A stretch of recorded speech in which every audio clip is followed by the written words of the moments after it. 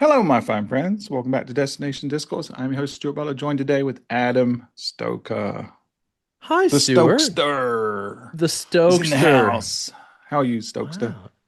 You know what? That attempt at an American accent actually felt a little offensive to me. I'm going to be honest with you. It was a cultural appropriation. My apologies. Sorry. I didn't It's all mean to right. It's offend. all right. Yeah. I You was trying to be like a overstepped. wrestling announcer, not necessarily specifically American. I felt like, in this corner, weighing in at a little bit heavier than his wife would like. You did it The again. Did you Stokester. just did you just fat shame me? A little bit. I'm just being really offensive today. I'm trying to get canceled. I don't know.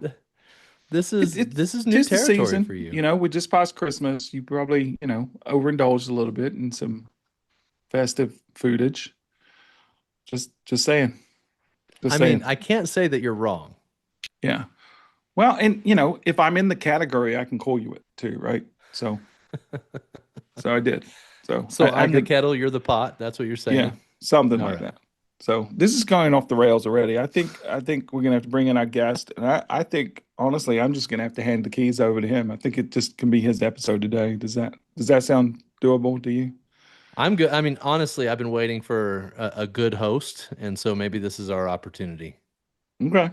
Well, I don't know if many folks in the industry know this guy, but I'm gonna let him sort of tell us a little bit about who he is because he's sort of new to the industry, and that's what we're gonna do today. We're gonna give a newbie-ish to the industry the chance to ask all the burning questions that people coming into the industry want to ask. And the fact we have a DMO and we have a vendor on here, hopefully we can answer some questions and demystify this crazy, wild industry that we work in and we love so much. So without further ado, Dustin Rowe, how are you, sir? Cool. Hey, thanks, guys. Yeah, I'm doing well. I'm Dustin Rowe, the CEO of whatsgood.city. We do AI for event calendars, and the focus is really to help DMOs kind of be the one-stop shop for finding things to do, being able to disperse all that information to their visitors. So really excited to be here. And I know that you guys love starting every episode with the best jingle in destination marketing. So let's go ahead Yes, and we run it. do. Look at him. He's just taking the keys and run with it, man. He's better than us, Adam. He is. So Dustin, I kind of feel like, unless my memory is blurring, were you the Destiny that submitted an alternative hip hop version of the jingle back in the day? I did. I think it was more of like a punk rock version, and there's probably a Okay. good reason why that didn't make the final Yeah. cut. But hey, it's a Yeah. backup if you ever need it. Okay. Well, you are one of the OG Desties we know. In full disclosure, Visit Model Beach is working with What's Good, right? We're using your event aggregator on our event calendar, and so we like the product a lot. But more importantly, we like you, Dustin, and we'd like to give you an opportunity to do your thing today. So you brought us the Stu's News today. So that's amazing. You want to tell us what it is? So Stu's News, this is getting a lot of backlash on social media. Would love to hear your take, both Stuart and Adam. American Airlines no longer lets customers earn miles on basic economy. So you need to have an upgraded seat to earn those miles. And I'm curious, what you think of it from a DMO perspective. Adam, you want to take that one Yeah, first? I mean, and this is an article on Skift, right? Where you pulled that from. And I gotta say, I don't understand what made them decide this was a good idea. I think there's a lot of places where an airline probably can cut costs, but by telling basic economy passengers that we're no longer going to give you rewards for flying with us and doing business with us, when I've got to imagine, I mean, there's only a certain number, limited number of upgraded seats on an airplane, and the majority are basic economy.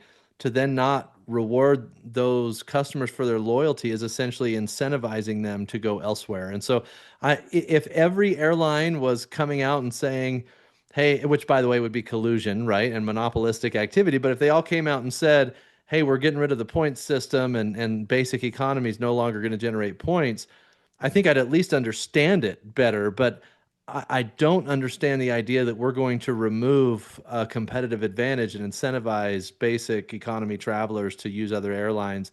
I'm having a hard time following the logic. So Yeah. it's crazy to me, but I also don't have all the information, right? So this goes into effect, it just went into effect yesterday, right? When we're recording this, December 17th. And it's for all new bookings. So if you'd already booked, it doesn't apply. But for all new bookings, I don't know if there's data out there. I haven't researched this topic enough, but how many bookings are basic economy versus the other? Because it's increasingly difficult to book basic economy, right? Because if you want to travel with a partner, if you want to take a bag, a lot of times it's more cost effective to not do basic economy, to do basic plus or whatever. So I think this is just a way to squeeze everyone up a little bit. And I guess they're not too worried about the backlash. They must have done the data analysis and said, hey, the people that are our loyalty people that are actually redeeming loyalty points, because think about how much breakage there is with loyalty points, right? A lot of people collect them but don't redeem them. They must have looked at this and said, hey, the most of these people aren't gonna care. And I'll tell you a story where this might be smart for them, even though I personally don't like it. But I mentioned recently I was reading a book. I think it was on the Emily Zatucci episode. I mentioned that I was reading a book called Reset, and there's a story in that about it's actually the author talks about how he used to go to this coffee shop and get bottomless coffee. So it was his local coffee shop, and he'd spend hours in there, and he'd pay one fee, and he'd get endless coffee, and it was great, and he loved it, and he was loyal, and there was one or two other people there, but there weren't a lot of other people there, and so eventually the owner had to decide that they were going to change their structure because they were losing money on these customers, and they revamped and they eliminated it, and he was really mad as an individual customer, but ultimately the business thrived.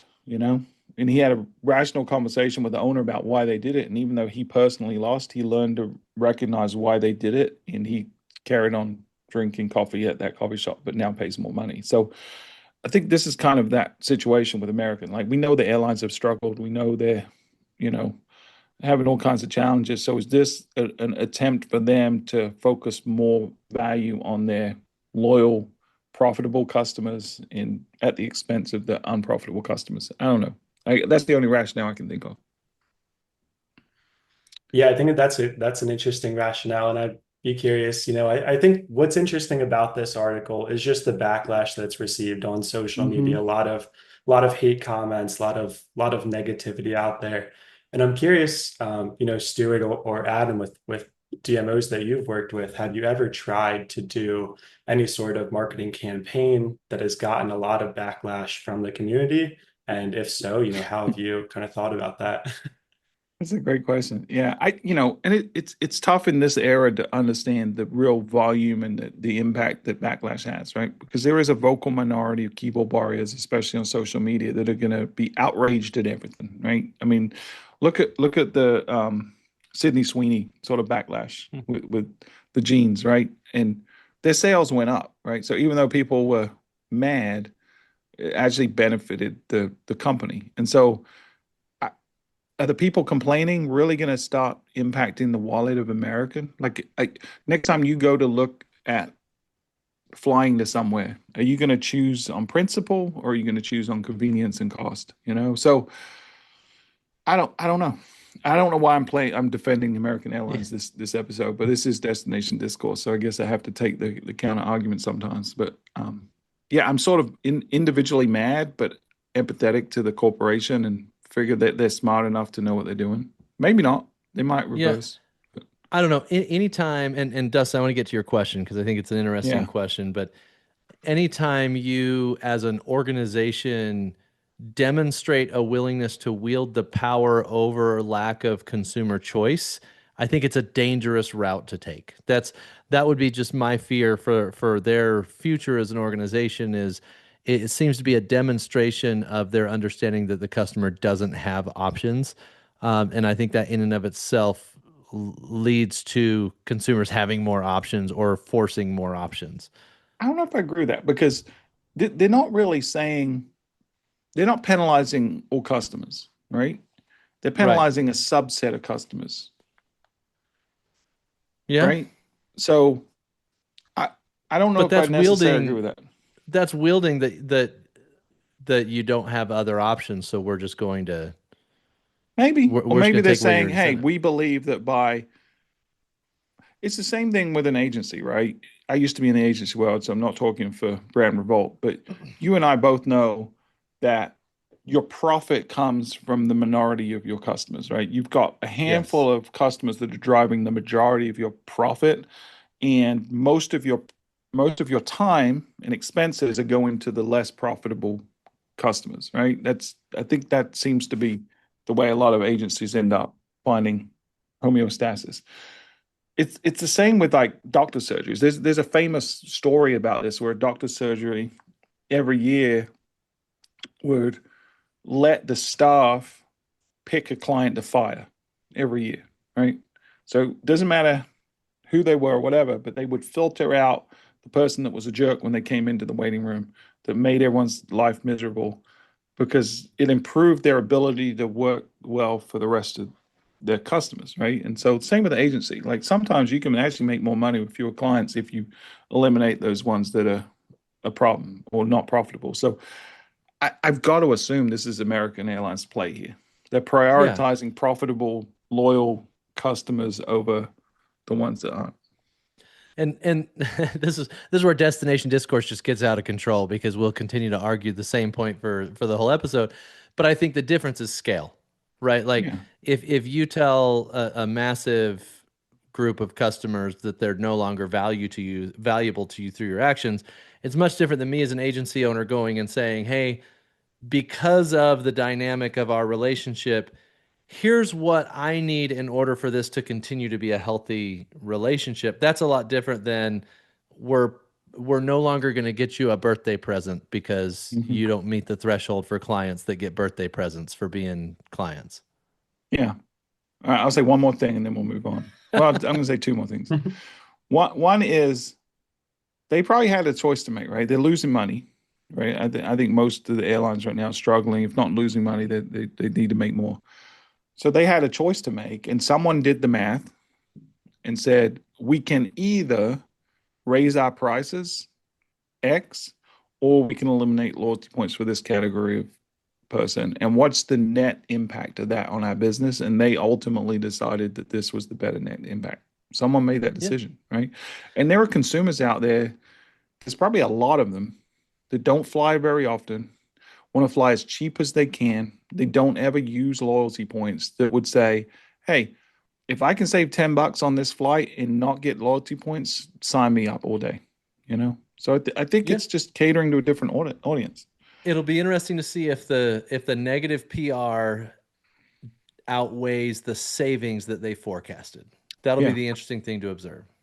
yeah, for sure. And then the last thing I'm going to say is I don't agree with anything I just said. I think this is horrific and anti-customer, and I'm very angry about it. But I was just playing devil's advocate for the sake of it. But it was a fun discussion. I'm feisty today. Hey, Dustin, I want to go back to your question though, because I've had destinations that I've worked with run campaigns that do get blowback. Usually it happens in rural markets where there's a certain percentage of the population who doesn't ever want to see an out of towner in the destination and won't appreciate any advertising that generates additional visitation, right? So what I haven't seen is somebody runs a campaign that's so controversial that people are upset. We haven't had a client do that yet. But usually what it turns out to be is people just upset that tourists are coming in general. Well, you have one client that did it. We did it. Well, but I didn't run it.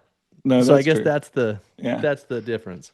So Dustin, back when AI was really taking off, so like I think this was 2001 or 2002, we ran a campaign on Reddit called Matari Best. I don't know if you remember it, but it was really leaning into the shtick of the fear of AI, and we pretended like we'd fired our agency and replaced it with AI.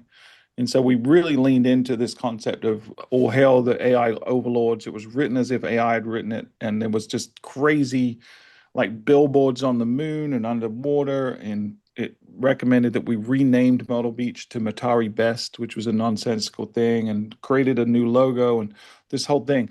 And we put it on Reddit, and it blew up. Like it went super viral. People loved it. We even ended up rolling out a merch store. People were buying shirts and hats with Matari Best on. So it was great. So like every foolish marketer out there, we said that was awesome. We knew that Reddit was a risk. We knew that Redditors do the Redditor thing, and they usually turn on brands. And keep in mind, this is at a time when they'd really boycotted a lot of brands, so it was a real risk. But we even did it. We made a decision to actually keep comments on and let people have fun, and we continue to play in the comments with the whole shtick. And it was people with some people outraged, but most people got the joke and were in on it and loved it. Right? It was really positive. We had some negative local attention to it, but net was positive. Fast forward to like a year or two later, we're like, we want to recapture lightning in a bottle. So what's the evolution of this? And so we leaned in on, instead of AI being the butt of the joke, we sort of made millennial, or actually Gen Z culture, the butt of the joke. And that was our tactical error, I think. But it was using AI again. We asked AI that we wanted to target a new generation of traveler. And so how would we do that? But it really played on Gen Z stereotypes. And, I think whenever you're doing satire like that, in just silliness, you can't ever punch down. And I think we were perceived to be punching down at Gen Z. And within an hour, we shut down the campaign. It's just something that we had spent a couple of months putting together and crafting and back and forward and with our agency. And ultimately, Reddit did the Reddit thing and turned on us pretty bad, and we just shut it down. So we learned. Yeah, I guess that's what it's about, is trying things and learning. And I imagine that at Myrtle Beach and Stuart, your leadership style is probably a little bit, I would say, maybe less risk averse compared to some other DMOs. I know that you've done some, really cool and interesting campaigns. And one that really exciting for me is the love on this, or the traveling on the spectrum. And I know that that's something where it takes a lot of investment. It's kind of a longer time until you might actually see people coming and see that attribution. How do you think about, being able to prove ROI on a campaign like that is a big future looking campaign, to, doing something that's more tactical, like a Google ads or Instagram ads? Yeah. It's really, really hard, right? And there's a leap of faith that you have to make, right? You have to make some assumptions. You have to assume that awareness and attention equals more conversions down the line. You have to make that assumption. You have to make the assumption that marketing works, right? Because if we don't believe that, then I don't know what we're doing. But more importantly, you have to do the groundwork to convince your stakeholders to believe that stuff, right? Because if they're not supportive of it, you're dead in the water. And so the challenge is always going to be, we as DMOs cannot draw a straight line from cause and effect. As we talked about this in the Emily Zatucci episode that hasn't aired when we record this, but will have aired by the time this one is. So you haven't had the fortune to hear that. But we talked extensively about that challenge of how do we measure success in a world where we don't control the transaction. The transaction's sort of nebulous, and we can't really join the dots to what the influence was. But what can we measure, right? So we'll always define up front what are some KPIs that matter, right? Well, how many people see the show, right? How much earned media do we get from it? What can we tell from the zeitgeist in terms of mentions and other stuff that people are talking about it?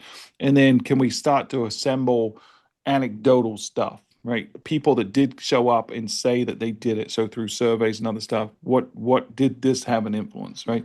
So right now we have to sort of, for something that's a little intangible like that, we have to sort of build a complete narrative around it that supports it, and then hope that we've done enough groundwork with our stakeholders for that to be sufficient, right? But I got to tell you, we took some heat. I personally took a lot of heat for some of the projects we've done. We've had to dial back a little bit because of that heat.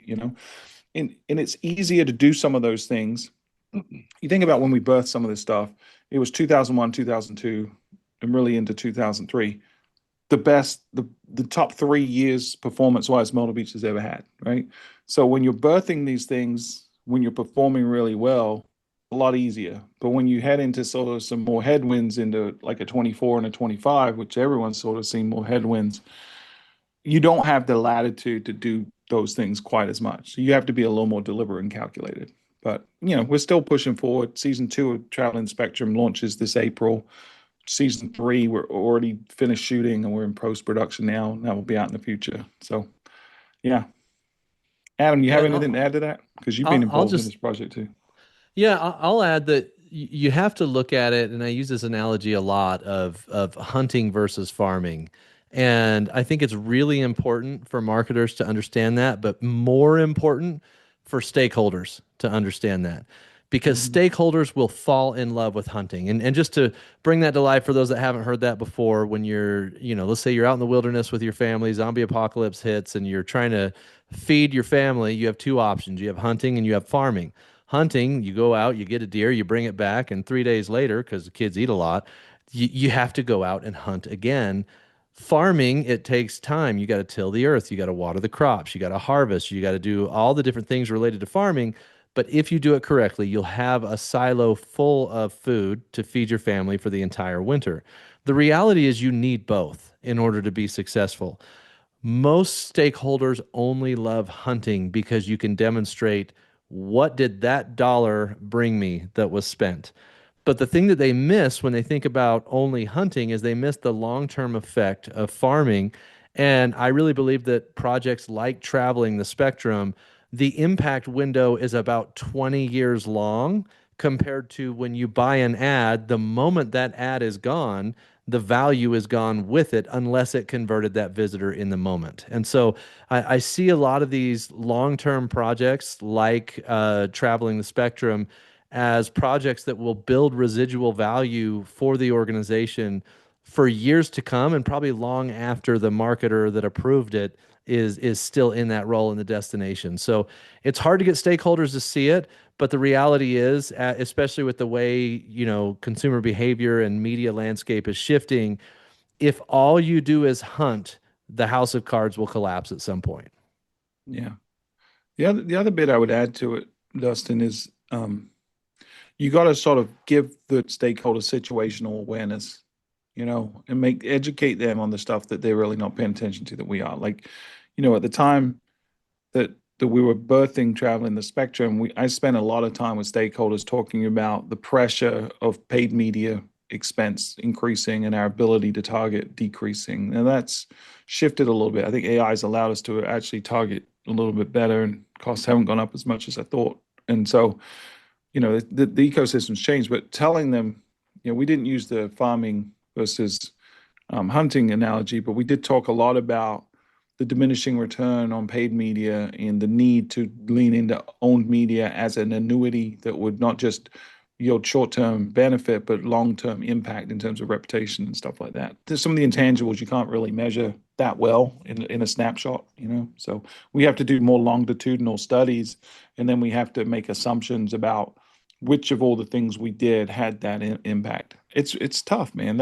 Therein lies the rub in terms of what our biggest challenge is in DMOs. Like how do we measure success? How do we measure impact in our community on a constant basis that everyone can agree on? We don't really do that well yet. Yeah, that's an interesting challenge, and I think is kind of unique to the DMO industry, whereas most industries are looking to make direct sales through their Hmm. website or whatever it may be. And so kind of getting back to, the theory of this podcast is me being a little bit of an outsider perspective looking in, and just a little bit more on my background, was really deep in the technical space, worked for a big pharmaceutical tech company, led a team of 19 software developers, and we helped new drugs get approved and get to market, which was exciting, but was very different from tourism. And I realized I wanted to be in a space, that is fun, around fun people and all this good stuff. So being in the And space sorry, about a year sorry, and a you only half. found us. There are real fun people in the industry. You drew the short straw, Well, unfortunately. well, we did last meet at a conference in Vegas, Stuart. That was a pretty good time. That's true. So yeah, basically where I'm going with this is it's a big transition from pharmaceutical tech to, the DMO industry. And I've had to go and tell a lot of people, my friends, my parents, like, hey, I'm going into this new industry. And a lot of them aren't familiar with a DMO or what a DMO does. Maybe they just see headlines about, money being thrown around in local news or something like that. And I would just like to hear from both of you, how would you describe the role of a DMO and maybe the things that they do behind the scenes that somebody might not know until they really sit down and talk with a DMO leader? You want me to Adam, I'd love start? to hear your opinion. Yeah. I've heard a lot of definitions of the role of a DMO, and we've actually talked about it a lot on this podcast. I think the common thread that I've heard a lot of people pull is that the job of the DMO is to make the life of the residents better. And I agree with that, but I think I would define it a little bit differently from the outside looking in. And what I would say is the job of the DMO is to build an economic pillar that is sustainable for the long term of the community, meaning if you build a strong enough tourism economy, you build a sustainable future for the destination as a whole. And if you look at, there are communities all over the country who at one time were built upon a pillar that was not tourism. And so think like Alaska fishing communities, or think some of the fabrication communities in the Midwest. Think about a lot of the different communities that have been built on a variety of different economic pillars. If you can build a solid economic pillar of tourism, you can make the community sustainable for the long term when there's a lot of threats to different pillars of the community that could hurt it. Tourism actually has the ability to protect a community for the long term. Yeah. I'm struggling with this question, Dustin, because we're sort of having this existential crisis right now. And, you'll hear people as you get more familiar with the industry talking about the name of the organization, right? Whether it's a DMO or DMMO, meaning a marketing and management organization, or people like Tampa, they're the DSO, the Destination Stewardship Organization. Um, so I think a lot of DMOs do it differently. And I don't think they should. We talked about this in a recent episode, how we sort of wear that as a badge of honor, that when you've seen one DMO, you've seen one DMO. And I think that's going to ultimately bite us in the butt. If people can't put their finger on what is the DMO, what's its purpose, I think that's going to be a problem for us down the line. I think of us as similar to Adam, right? We sit at the intersection of the community um, in the visitors, right? And I break the community down into components. There's the governmental aspect of the community, there's the residents, there's the businesses, there's other stakeholders, organizations, and power structures as well. But we sort of are the intersection of those groups of people. And our job really is to make sure that the visitor economy thrives for the betterment of those local stakeholders, right? No, increasingly over the last, I'd say 3 years, maybe four, people have talked a lot about improving the quality of life of residents, including us, right? And I think that's the byproduct of what we do, and it's a necessary byproduct because, and I think it's a reaction to the anti-tourism sentiment we've seen in places like Barcelona and others. Um, but I think we're really here to drive tax revenue and to make sure our businesses thrive, which in turn does lead to improved quality of life, right? But we're here to serve the community, regardless, through the tourism economy. So that by necessity means we're promoters, right? We're promoting the destination. We're event planners to some degree. We're economic development to some degree. We're making sure we have the right product in town and that product is doing what it needs. It means um, we've invested in the destination experience itself. Like, how do people view us, interact with us, and what's that experience like? Which gets into things like sustainability, accessibility, all that stuff as well. And then I think we're also because of all the work we do, we have to be looking at community impact. What is the net impact of tourism on our community?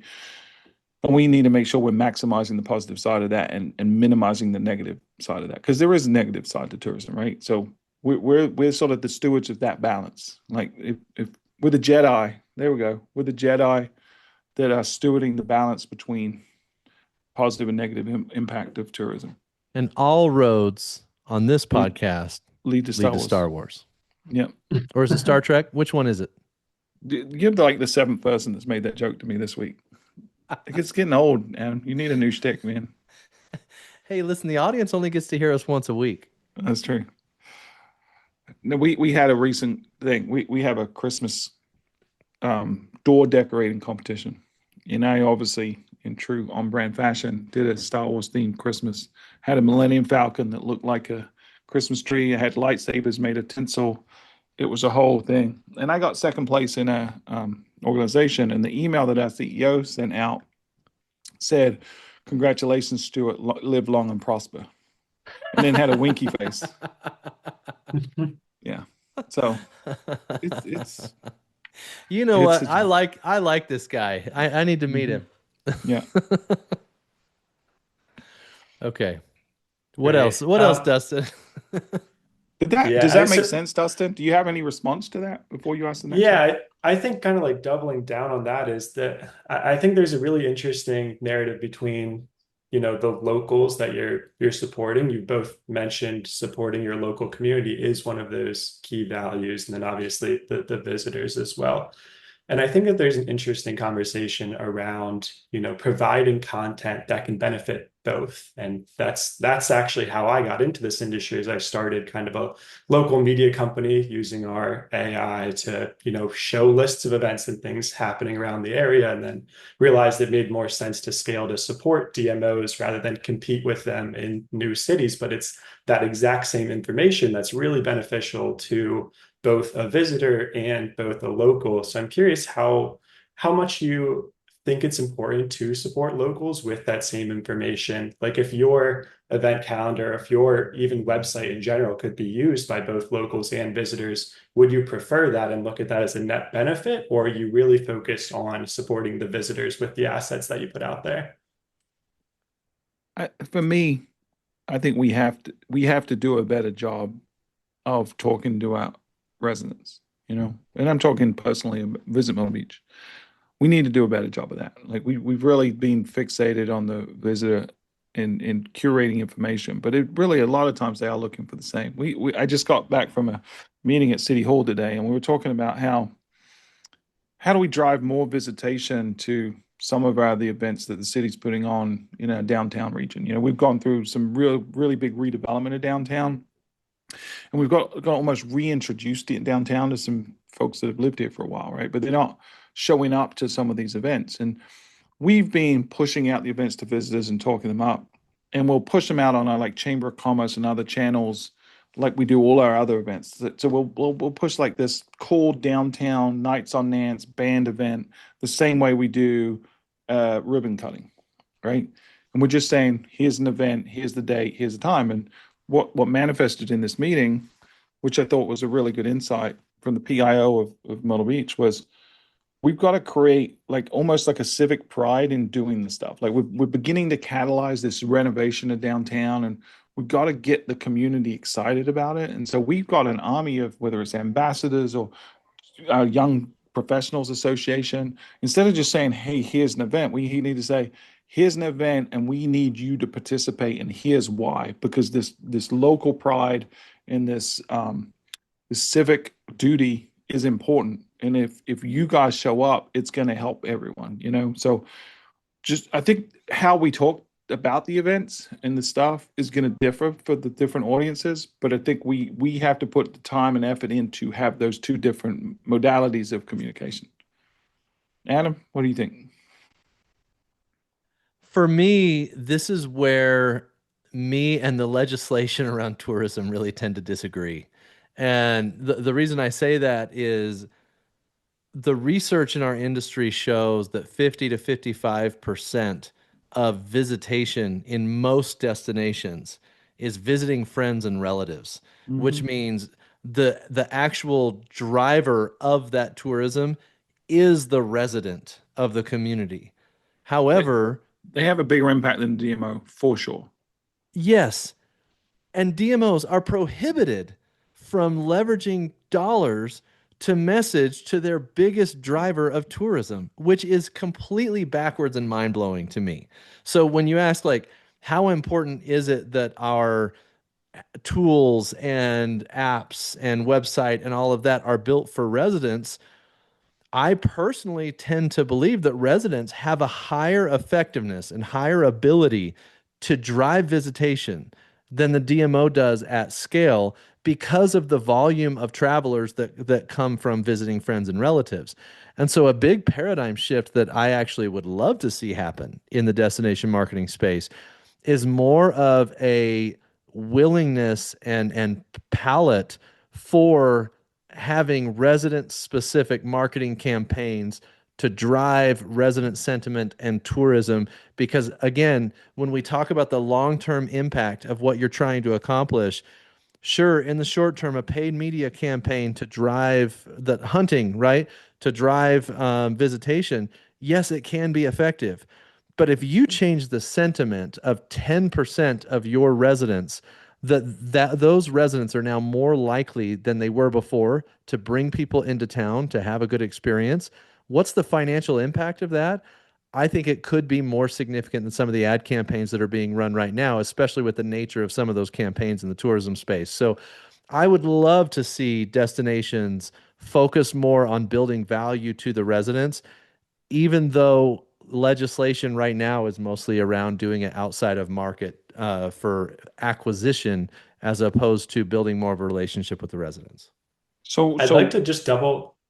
can Sorry, I I was going to rebut say, that before you go ahead. sort of Yeah, talk about it? So, sorry, go ahead, Stuart. I don't know that it's necessarily the DMO's role to do that specifically, but I think we have a part to play. And so, if we circle back to what the conversation we had in the episode about alignment and how I talked about consolidation in the market and how I think we should work more collaboratively with other stakeholders, right? There are other people, whether that be a downtown organization, whether that be a chamber of commerce, there are other organizations that are doing a good job right now talking to the locals.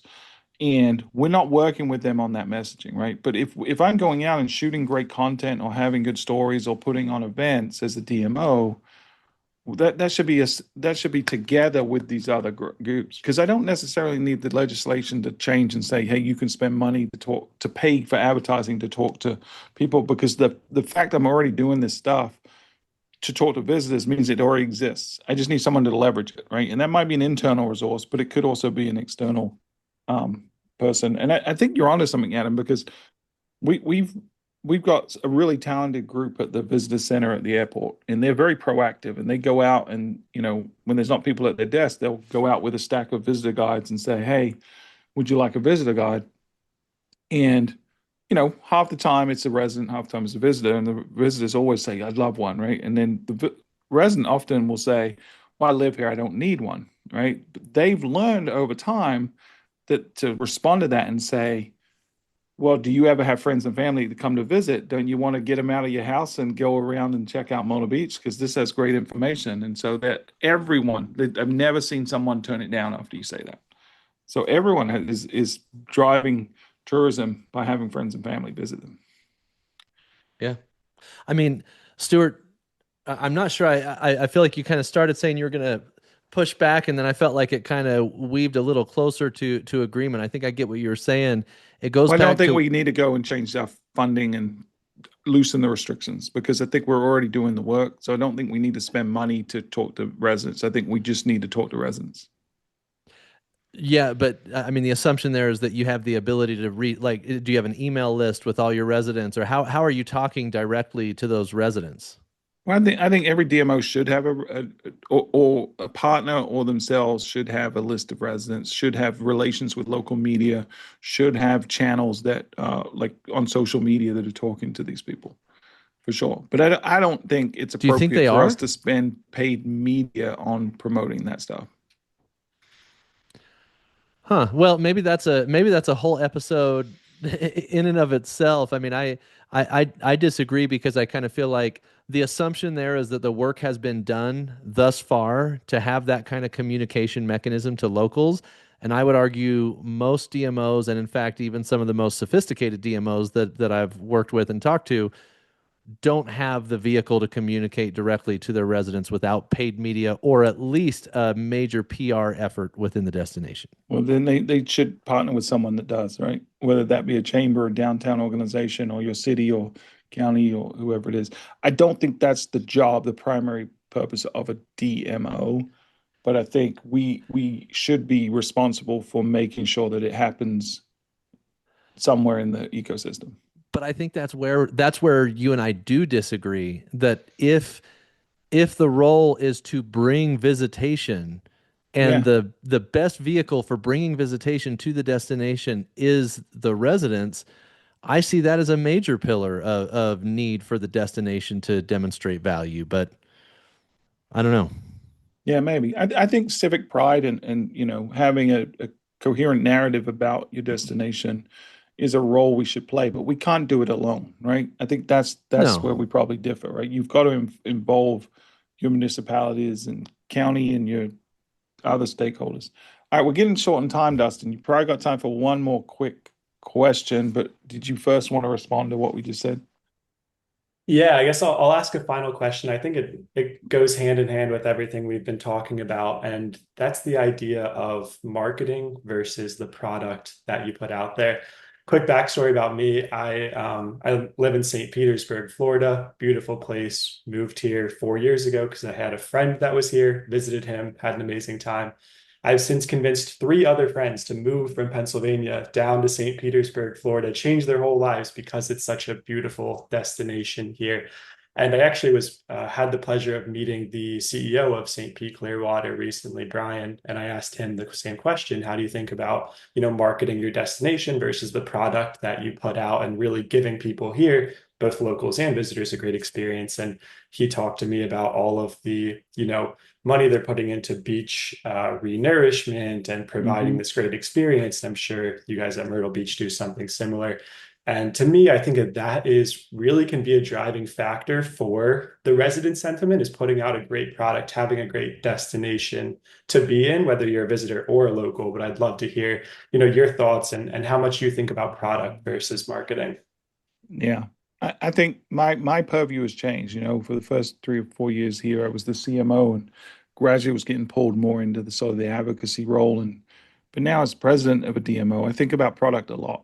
I think, and I probably in hindsight should have been thinking about it more. I think we were just not structured within our community the right way to be thinking about product. But, marketers can only market what exists, right? In we can only influence a certain amount. Like the overall sentiment towards our destination is influenced more by others than it is by us. We can sort of put a finger on the scale a little bit, but the majority of how people see and interact and spend money and want to come back and tell their friends about Myrtle Beach is about the experience they had. I don't think there's anything more important than that. Now, for somewhere like Myrtle Beach, we have a pretty darn good experience already, right? But we are investing in things like beach renourishment and cleanups and making sure that there's incentives for businesses to come in and that they're doing the right thing. So I think it's not one or the other. It's both, right? I think we are as much economic development and product development as we are marketers, or at least we should be if we're going to be Yeah. successful. And I'll just keep it really simple and say I believe that as your marketing maturity continues to develop, your investment in product should also increase proportionately. So, as you get more sophisticated in marketing, you probably need to continue to elevate that sophistication Mhm. on the product side as well and help influence the quality of the product. But I haven't been in Stuart's shoes, so I don't know how deep I could go on that and give you a great answer. Yeah. DMOs that drive marketing, the role that DMOs play in the promotion era drives incrementality, right?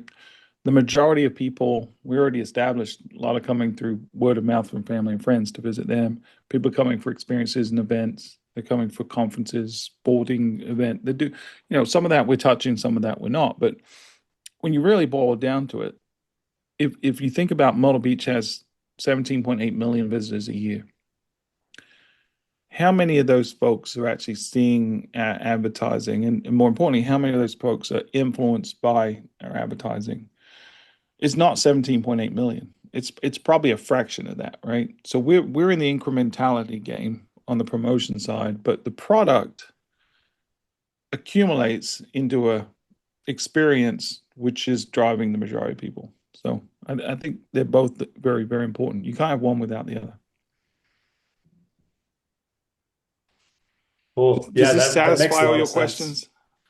That this has been very helpful. And like Stuart, we've talked, and being an outsider looking in, I've learned a lot through your podcast. So thanks for having me on here. This has been a great experience.